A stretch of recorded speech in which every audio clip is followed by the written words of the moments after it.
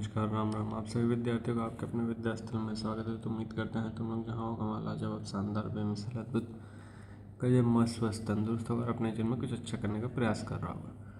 तो आज हम लोग का जो वीडियो हो मूविंग चार्ज एंड मैग्नेटिज्म का लास्ट टॉपिक डिस्कशन है। मतलब लास्ट जो कुछ टॉपिक बचा उसको डिस्कस करके ख़त्म करने वाले हैं ये चैप्टर। तो जो सबसे पहला टॉपिक है अभी है अपने पास टॉर्क। वो भी टॉर्क अपने को निकालना है। टॉर्क किस पे निकालना है? On a current loop in magnetic field. तो टॉर्क निकालना अपने को किस पे? करंट लूप पे। कहाँ पे? अगर उसको रखा गया मैग्नेटिक फील्ड में रखा गया। तो जैसे वही ये कहानी लिखा हुआ है कि एक मैग्नेटिक फील्ड है अपने पास, ये मैग्नेटिक फील्ड लाइन्स हो गया, ठीक है। ऐसे यूनिफॉर्म मैग्नेटिक फील्ड लाइन्स है, बीच में भी है, केवल ऊपर नीचे नहीं, पूरा यूनिफॉर्म मैग्नेटिक फील्ड है। इसमें एक करंट लूप को रखा गया, मतलब एक लूप है जिसमें करंट फ्लो कर रहा है। करंट कितना है उसमें? आई करंट फ्लो कर रहा है। मैग्नेटिक फील्ड कितना है? बी है, ठीक है। और इस रेक्टेंगुलर लूप का जो एरिया हो जाएगा उसको ए बोल देंगे। तो जब कभी भी टॉर्क निकालना हो, जब कभी भी ऐसा प्लेसमेंट हुआ हो और टॉर्क निकालना हो, तो टॉर्क निकालने का यहाँ पे डायरेक्ट फॉर्मूला क्या हो जाएगा अपने पास? मतलब अब जो भी चीज़ें थोड़ा डायरेक्ट डिस्कस करेंगे, पूरा डेरिवेशन वगैरह नहीं करेंगे। तो जो टॉर्क का फार्मूला हो जाएगा क्या हो जाएगा? N I A B sine theta. तो टॉर्क का फार्मूला हो जाएगा N I A B sine theta. अब क्या क्या है यहाँ पे? तो एन हो जाता है टर्न्स, आई हो जाता है करंट, ए हो जाता है area, area of the loop, ठीक है। बी हो जाता है मैग्नेटिक फील्ड, और साइन थीटा, थीटा क्या है? थीटा एंगल होता है। तो थीटा किसके बीच का एंगल है? तो जिस तरीके से हम लूप को मैग्नेटिक फील्ड में प्लेस करें वो उसके बीच का एंगल हो जाए। जैसे मान लो अगर हम लूप को ऐसे रख दिए, ये हो गया लूप और ये है अपने पास मैग्नेटिक फील्ड, तो जिस एंगल पे लूप को रख रहे हैं वो थीटा होता है, ठीक। अब यहाँ पे क्या हो जाएगा? वेक्टर फॉर्म में अगर लिखने जाएंगे तो वेक्टर फॉर्म में कैसे लिखा जाएगा? तो वेक्टर फॉर्म में लिखने का तरीका हो जाएगा N I A cross B, ठीक है। अब ये जो एन आई ए है उसको हम लोग बोलते हैं मैग्नेटिक मोमेंट। अभी उसको आगे डिस्कस करेंगे। मैग्नेटिक मोमेंट इनटू बी, मतलब टॉर्क का फॉर्मूला क्या हो जाएगा? Magnetic moment cross B. इसको हम लोग वेक्टर फॉर्म में लिख सकते हैं, ठीक है। ये हो गया अपने पास टॉर्क का फॉर्मूला, मैग्नेटिक मोमेंट और मैग्नेटिक फील्ड को लेके, ठीक। आगे अगर हम लोग बात करें तो देखो आई क्या? Magnetic dipole moment. अब हम लोग को देखना है मैग्नेटिक डाइपोल मोमेंट क्या होता है। तो current loop behave like a magnet dipole with moment. जैसे अपने पास था electric dipole moment. Electric dipole मतलब दो चार्ज बहुत छोटे दो इक्वल एंड अपोजिट चार्ज बहुत छोटे डिस्टेंस से सेपरेट किया जाता है, तो वहाँ पे जो बनता है उसको हम इलेक्ट्रिक डाइपोल मोमेंट बोलते थे। वही होता है मैग्नेटिक मोमेंट, मतलब दो इक्वल मैग्नेटिड का लेकिन बट अपोजिट इन नेचर अगर मैग्नेटिक फील्ड है और उसके बीच का कुछ सेपरेशन है, तो इसी चीज़ को हम लोग बोलते हैं मैग्नेटिक मोमेंट, ठीक है। ये हो गया अपने पास मैग्नेटिक डाइपोल मोमेंट। तो current loop behave like a magnetic dipole with moment. तो यहाँ पे जो करंट लूप है, वो जो लूप था जो हम लोग मैग्नेटिक फील्ड में लूप लिए हैं, ये मैग्नेटिक फील्ड था, इसमें जो हम लोग लूप लिए थे, ये जो लूप है कहीं ना कहीं किसकी तरह बिहेव करता है? मैग्नेटिक डाइपोल की तरह बिहेव करता है। तो जब मैग्नेटिक डाइपोल की तरह बिहेव करता है तो इसीलिए टॉर्क का फॉर्मूला क्या निकल के आ गया था? एम क्रॉस बी निकल के आ गया था। एम क्या था अपने पास? Magnetic dipole moment. इसको हम किससे रिप्लेस किए थे? तो एम को रिप्लेस किया गया था एन आई ए से, मतलब मैग्नेटिक डाइपोल मोमेंट का फॉर्मूला क्या हो जाएगा? N I A. एन क्या है? टर्न्स है, आई क्या है? करंट है, ए क्या है? एरिया, ठीक है। अब डायरेक्शन, मैग्नेटिक डाइपोल का डायरेक्शन क्या हो जाता है? Along the normal and by right hand rule. Right hand rule कहने का मतलब क्या हो गया? ये हो गया राइट हैंड रूल। तो अगर हम मैग्नेटिक फील्ड पे फिंगर रखेंगे और उसको कर्ल करेंगे तो अंगूठा जिस तरफ होगा वो हो जाएगा मैग्नेटिक डाइपोल मोमेंट का डायरेक्शन। जैसे देख लो, कर्ल फिंगर अलॉन्ग आई, कर्ल फिंगर अलॉन्ग आई, और थंब हो जाएगा अपने पास मैग्नेटिक डाइपोल मोमेंट का डायरेक्शन। तो मतलब अपने को ये वाला हिस्सा करंट पे रखना है और मोड़ना है। तो जो थंब का डायरेक्शन हो जाएगा वो हो जाएगा अपने पास मैग्नेटिक डाइपोल मोमेंट का डायरेक्शन।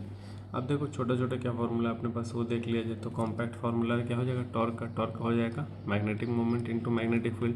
ये हो जाएगा पोटेंशियल एनर्जी का, तो पोटेंशियल एनर्जी का मैग्नेटिक मोमेंट डॉट बी, लेकिन किसके साथ? माइनस साइन के साथ। अब यहाँ पे देखो ये है टॉर्क का क्रॉस प्रोडक्ट के साथ और पोटेंशियल एनर्जी है डॉट प्रोडक्ट के साथ। तो मैग्नेटिक मोमेंट से और मैग्नेटिक फील्ड का मतलब मैग्नेटिक मोमेंट और मैग्नेटिक फील्ड, इन दोनों का प्रोडक्ट अगर हम क्रॉस प्रोडक्ट निकालेंगे तो टॉर्क निकलेगा, और डॉट प्रोडक्ट निकालेंगे तो पोटेंशियल एनर्जी निकलेगा। तो इस चीज़ को याद रखना बहुत ज़रूरी है, बहुत इंपॉर्टेंट है, क्योंकि जिस हिसाब से क्वेश्चन है उस हिसाब से हम यूज़ करके सॉल्व करेंगे। अगर हम लोग इस चीज़ को मतलब ये जितना भी हम लोग पढ़े हैं आज, मतलब इस पूरे चैप्टर में मैग्नेटिक फील्ड से रिलेटेड जो भी पढ़े हैं उसको अगर इलेक्ट्रिक से कंपेयर करने जाएंगे, इलेक्ट्रिक वाले से, तो देखो क्या क्या देखने को मिलेगा। तो इलेक्ट्रिक में हम लोग पढ़े हैं electric dipole, charge into 2a होता है, ठीक है। ये क्या होता है, NIA होता है। फिर टॉर्क अगर हम लोग बात कर ले तो डाइपोल इंटू इलेक्ट्रिक फील्ड होता था। इलेक्ट्रिक वाले में इलेक्ट्रिक फील्ड वाला जितना हम लोग 3 चैप्टर पढ़े हैं अभी तक, उन सब में मतलब हम लोग चार्ज, कैपेसिटेंस, करंट, ये सब जो पढ़े हैं उन तीनों चैप्टर में जो इलेक्ट्रिक वाला कहानी है इस तरफ है, और जो अभी हम लोग इस चैप्टर में पढ़े हैं मैग्नेटिक वाला कहानी इस तरफ है। तो इलेक्ट्रिक वाले में हम लोग डाइपोल कैसे निकालते थे, क्यों, मतलब चार्ज इंटू सेपरेशन। यहाँ पे मैग्नेटिक मोमेंट कैसे निकलता है, तो NIA से निकलता है। फिर टॉर्क कैसे निकलता था, तो डाइपोल इंटू इलेक्ट्रिक फील्ड से। यहाँ पे टॉर्क कैसे निकलता है, magnetic moment into magnetic field से। पोटेंशियल एनर्जी कैसे निकलता था, तो डाइपोल इंटू चार्ज से, चार्ज मतलब इलेक्ट्रिक फील्ड से, ठीक है, नेगेटिव साइन के साथ। सेम यहाँ पे अपने को पोटेंशियल निकालना तो नेगेटिव साइन के साथ magnetic moment into magnetic field, लेकिन कौन सा प्रोडक्ट, डॉट प्रोडक्ट, यहाँ पे भी डॉट, देखो सेम जा रहा ना अभी तक। ये हो गया अपने पास बी एक्सियल कहने का मतलब हम लोग क्या निकालते थे, एक्सिस पे अगर निकालते थे। ये क्या होता है, यहाँ पे पॉइंट डाइपोल की तरह बिहेव करता है। तो ये कुछ फार्मूलाज है जो हम लोग ऑलरेडी पढ़ चुके हैं। तो ये एक एनालॉगी था, एनालॉगी मतलब कंपैरिजन था कि मतलब कैसा कैसा क्या क्या रिलेशन आता है। अब use a small current loop is equals to magnetic dipole, मतलब जब हम लोग छोटा करंट लूप लेते हैं तो उसी में क्या बनता है, अपने पास मैग्नेटिक डाइपोल बन जाता है, ठीक है। अब हम लोग बात कर लें इलेक्ट्रॉन्स मैग्नेटिक मोमेंट। वैसे तो ये है नहीं, बोर मैन, ये सब गायरेशन रेशो ये सिलेबस में है नहीं, तो इसको छोड़, तो फिर क्यों पढ़ना है इसको। हम लोग अब देख रहे हैं last topic, moving coil galvanometer. मतलब गैल्वेनोमीटर है और उसका कन्वर्जन आता है एम मीटर में, वोल्ट मीटर में, ठीक है। तो ये अब ये लास्ट टॉपिक है। तो अब क्या अपने पास मूविंग कॉइल गैल्वेनोमीटर, ठीक। तो मूविंग कॉइल गैल्वेनोमीटर प्रिंसिपल क्या होता है, तो देखो ये जो नोट्स है मेरे पास, ये छोटा शॉर्ट नोट है टाइप, रिवीजन करने के लिए बढ़िया है। हम इसको क्यों ले आए, क्योंकि गैल्वेनोमीटर बहुत बड़ा टॉपिक होता है, तो इसमें अपने एंड से कहानी ऐड करते जाते हैं, बड़ा बनता जाता है, इसलिए हम इसको चाह रहे थे छोटे में, इसलिए इस टाइप का अब है नोट्स अपने पास। तो इसमें क्या है, करंट लूप है, जो अभी हम लोग टॉर्क वाला कहानी देखे तो वो इसी तरीके से एक करंट लूप है। कहाँ उसको रखा क्या, मैग्नेटिक फील्ड, एक्सपीरियंस है टॉर्क, जो अभी हम लोग देखे थे कि जब कभी मैग्नेटिक फील्ड है, मैग्नेटिक फील्ड में हम लोग क्या रखेंगे, किसी लूप को रखेंगे, तो इसके ऊपर क्या लगेगा, टॉर्क लगेगा। वो टॉर्क विच स्प्रिंग रेजिस्ट, तो इस टॉर्क को रोकने के लिए क्या करते हैं, बीच में हम एक स्प्रिंग लगा देते हैं, ठीक है। Deflection of the coil measure the current. अब देखो होगा क्या, ये अपने पास नॉर्थ पोल है, ये साउथ पोल है, तो मैग्नेटिक फील्ड हो गया। मैग्नेटिक फील्ड किधर से किधर, नॉर्थ से साउथ होता है, अगर बाहर देखेंगे तो नॉर्थ से साउथ की तरफ होता है। अब बीच में हम लोग क्या रख दिए, एक कॉइल को रख दिया, ठीक है। अब क्या होगा, इस मैग्नेटिक फील्ड की वजह से ये कॉइल में थोड़ा सा डिफ्लेक्शन आएगा। डिफ्लेक्शन करने मतलब थोड़ा घूमने जाएगा। मतलब क्या होगा कि जैसे हम ये रखे हैं तो हो सकता है ऐसे इस तरफ घूमना चाहे, तो ये घूमना चाहे तो इस तरफ हम क्या लगा देंगे, एक स्प्रिंग लगा देंगे। तो वही किया गया है, यहाँ पे एक स्प्रिंग लगा दिया गया है और ये अपने पास लूप है।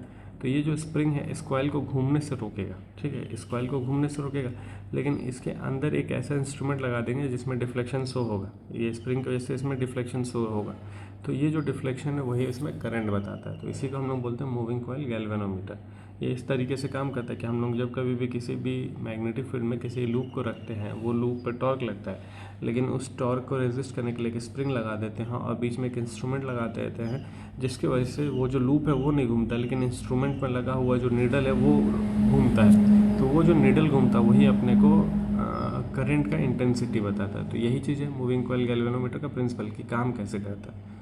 ये प्रिंसिपल मतलब कौन से बेस पे काम करता है, ठीक है। फिर बात हो गया वर्किंग। वर्किंग क्या कह रहा है कि कैसे अब क्या होगा, तो जब करंट आई फ्लो करेगा तो क्या लगेगा, उस पर टॉर्क लगेगा। टॉर्क का फॉर्मूला क्या है, ये है।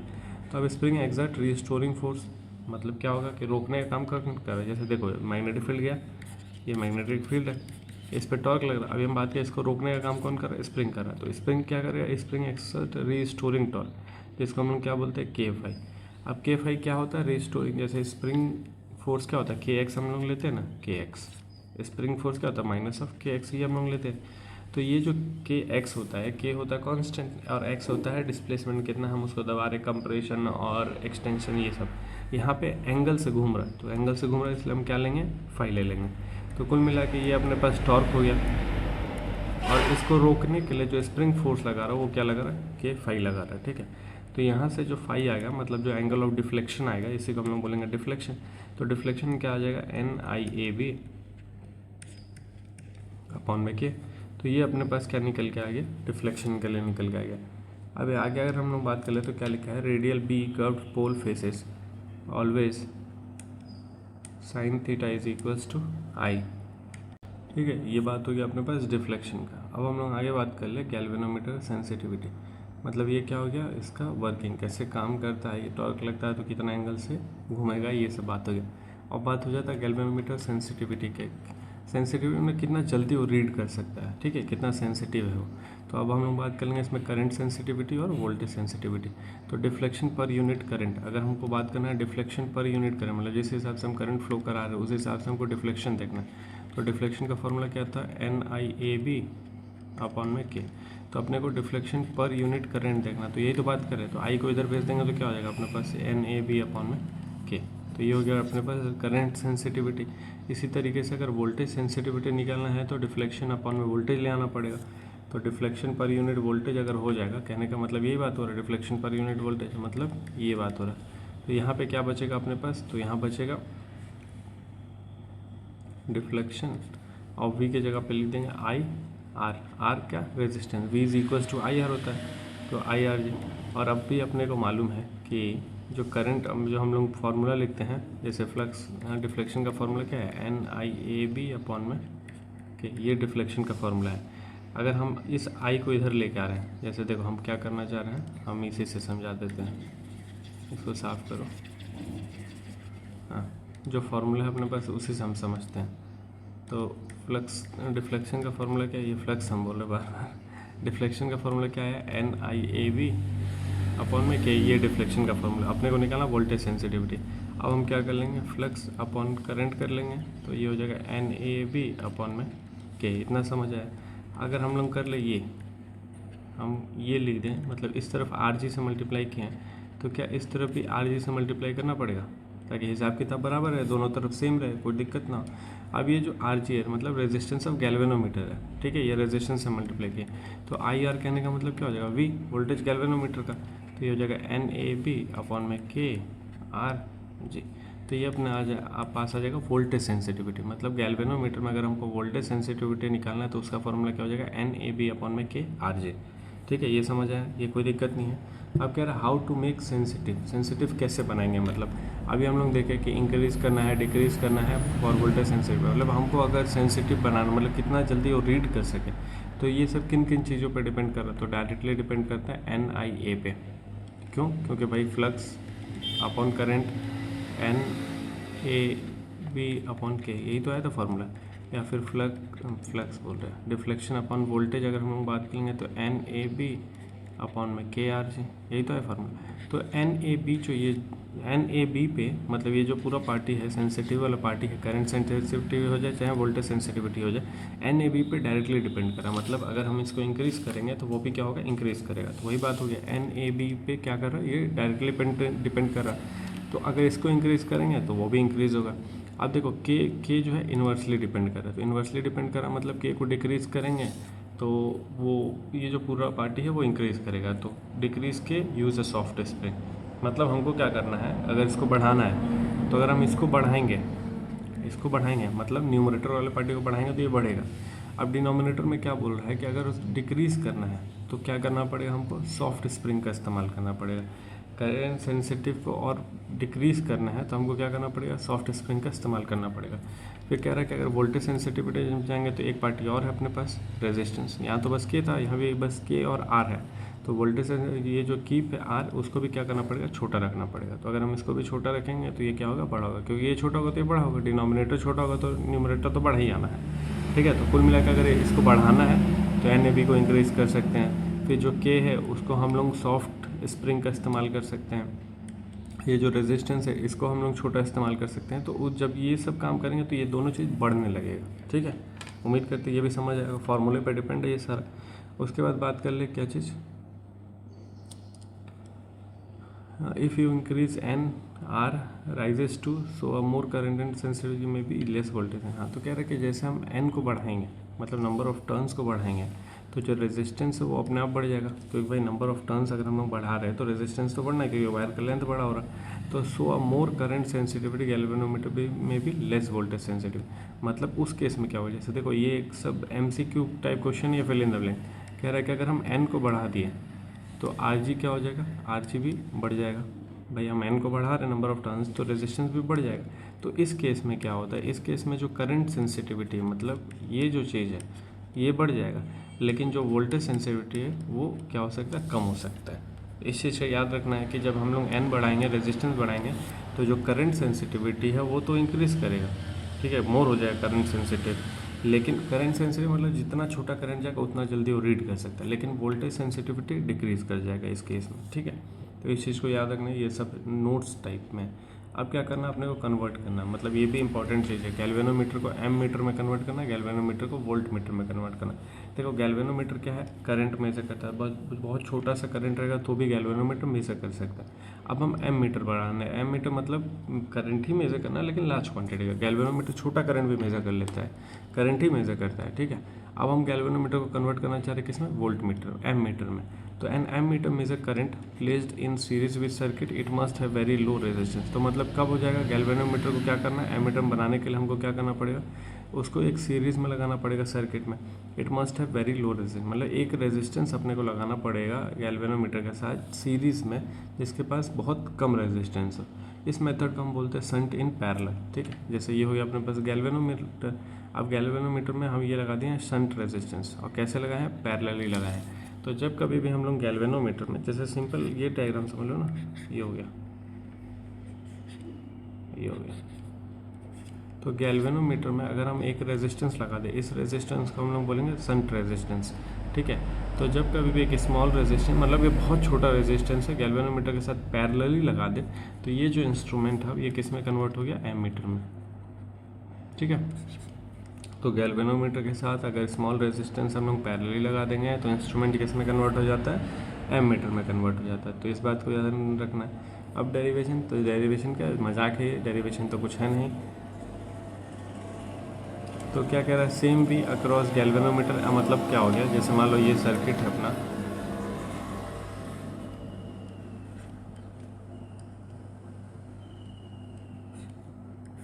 और इसको करंट सोर्स से किया गया, तो इसमें जो पोटेंशियल जाएगा उसमें करंट बटेगा, पोटेंशियल तो सेम रहेगा। तो ये कह रहा है सेम वी अक्रॉस गैल्वेनोमीटर और करंट सेंसिटिव, मतलब ये वाला रेजिस्टेंस। तो गैल्वेनोमीटर और इसमें जो वोल्टेज रहेगा वो सेम रहेगा। तो वी के लिए हम लोग क्या लिख सकते हैं, वी का जो जनरल फॉर्मूला होता है क्या होता है, आई आर। तो मान लो करंट जो है गैल्वेनोमीटर में और जो रेजिस्टेंस है गैल्वेनोमीटर में किसके बराबर हो जाएगा, तो करंट किस में, इस वाले रेजिस्टेंस में। देखो होगा क्या कि करंट यहाँ से गया, करंट दो पार्ट में बटेगा, एक इधर जाएगा करंट, एक इधर जाएगा, लेकिन दोनों का वोल्टेज सेम है। तो मतलब यहाँ जो वोल्टेज रहेगा वही वोल्टेज यहाँ रहेगा। तो यहाँ वोल्टेज कितना रहेगा, तो आई आर कहने का मतलब जो गैल्वेनोमीटर में करंट जा रहा है और रेजिस्टेंस जो है गैल्वेनोमीटर का, और यहाँ जो करंट जा रहा है तो यहाँ कितना करंट जा रहा होगा। तो टोटल करंट में से अगर गैल्वेनोमीटर वाला माइनस करेंगे, जैसे मान लो यहाँ आई करंट था, यहाँ गया आई जी, तो यहाँ कितना गया, आई माइनस आई जी। तो वही तो बात हो रहा है, ये करंट गया और इसका कितना रेजिस्टेंस है, तो रेजिस्टेंस है आर है। तो कुल मिलाकर अगर हम लोग रेजिस्टेंस निकालने जाएंगे शंट का, मतलब जो हमको रेजिस्टेंस लगाना है गैल्वेनोमीटर को एम मीटर में कन्वर्ट करने के लिए, वो कितना हो जाएगा, तो वो हो जाएगा आई जी आर जी अपॉन में आई माइनस आई जी, ठीक है। ये समझ आए बात। तो अगर पूछा जाएगा कि अगर हमको गैल्वेनोमीटर को एम मीटर में कन्वर्ट करना है तो क्या शंट रेजिस्टेंस लगाना पड़ेगा या कितना रेजिस्टेंस लगाना पड़ेगा, तो कितना रेजिस्टेंस लगाना पड़ेगा, वो इतना लगाना पड़ेगा। कैसे कन्वर्ट होगा, तो शंट रेजिस्टेंस को अगर हम गैल्वेनोमीटर के पैरेलली लगा देंगे तो वो एम मीटर में कन्वर्ट हो जाएगा। तो इतना बात समझ जाएगा, इसमें कोई दिक्कत नहीं है।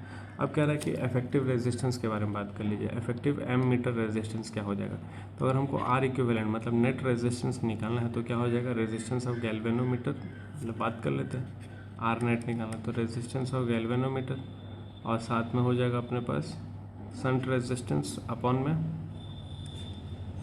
मतलब क्या, देखो दोनों पैरेलल है, तो इसका रेजिस्टेंस आर एस है, इसका रेजिस्टेंस आर जी है, ठीक है। तो क्या हो जाएगा 1 upon R S plus 1 upon R G, यही होगा net resistance 1 upon R equivalent. अब क्रॉस मल्टीप्लाई करेंगे तो क्या होगा, R G plus R S और R G into R S, ये हो जाएगा अपने पास आर इक्विवेलेंट। दोनों का अगर नेट रेजिस्टेंस निकालना है सर्किट में तो नेट रेजिस्टेंस का फार्मूला ये हो जाएगा, पैरेलल वाला फार्मूला जो हम लोग जानते हैं। और अगर यहाँ पे जो रेजिस्टेंस है शंट वाला रेजिस्टेंस को बहुत छोटा कर दे, किससे हम, गैल्वेनोमीटर रेजिस्टेंस है, तो जो आर इक्विवेलेंट है वो भी क्या होने लगेगा, बहुत छोटा आने लगेगा। जब हम क्या कर दें, जो शंट रेजिस्टेंस हम लगा रहे हैं उसको बहुत छोटा रखेंगे गैल्वेनोमीटर से। तो जब शंट रेजिस्टेंस को बहुत छोटा रखेंगे गैल्वेनोमीटर से तो जो आर इक्विवेलेंट है वो भी छोटा आने लगे। कैसे?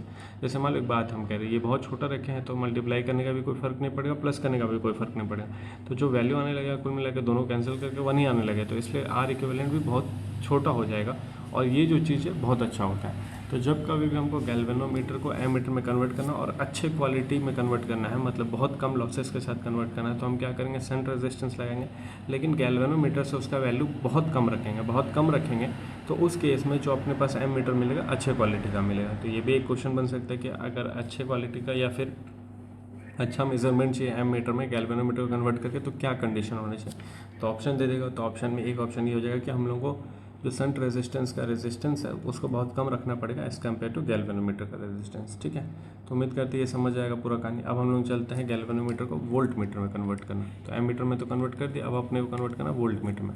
तो क्या रहेगा, वोल्ट मीटर मेजर वोल्टेज। ठीक है, अब उसमें क्या था, हम लोग कैसे रख रहे थे, पैरेलली रख रहे थे गैल्वेनोमीटर से। तो placed in parallel with element it must have very high resistance. उसमें क्या हो रहा था, लो रेजिस्टेंस, इसमें क्या होगा, हाई रेजिस्टेंस। लेकिन इसमें थोड़ा सा ये गड़बड़ लिखा है, ये जो पैरेलल लिखा है ना, ये गड़बड़ लिखा है, तो इसको हमको सीरीज़ में रखना है। तो ये हो गया अपने पास गैल्वेनोमीटर और ये हो गया अपने पास एक रेजिस्टेंस। ठीक है, तो गैल्वेनोमीटर और ये जो शंट रेजिस्टेंस जो हम बोल रहे थे, इन दोनों को अगर हम पैरेलल सीरीज़ में रख देंगे तो ये क्या हो जाएगा, ये अपने पास किस में कन्वर्ट हो जाएगा, वोल्ट मीटर में।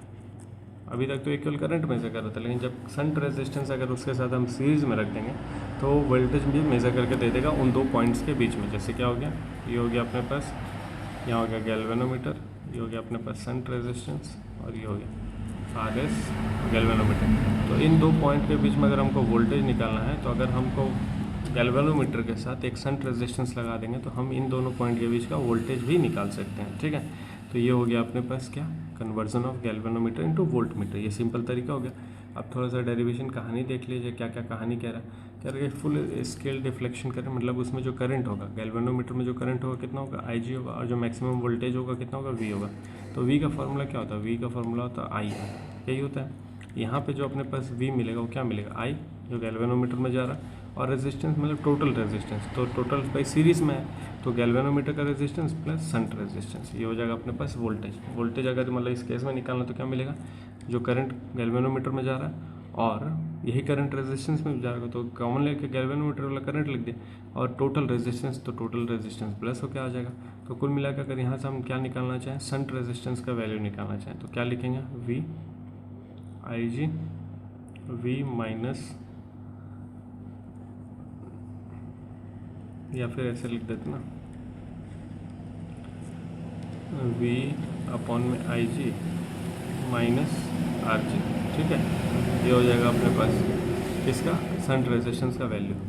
तो बहुत बड़ा चीज़ नहीं है, तो तुम लोग भी खुद कैलकुलेट करके निकाल सकते हैं। तो ये हो गया अपने पास शंट रेजिस्टेंस का वैल्यू कब, जब हम गैल्वेनोमीटर को वोल्ट मीटर में कन्वर्ट करेंगे। ठीक है, तो एक बात हो गई। अब हम लोग बात कर ले थोड़ा सा आइडियल वोल्ट मीटर के लिए। तो आइडियल वोल्ट मीटर में R क्या हो जाएगा, इन्फिनिटी।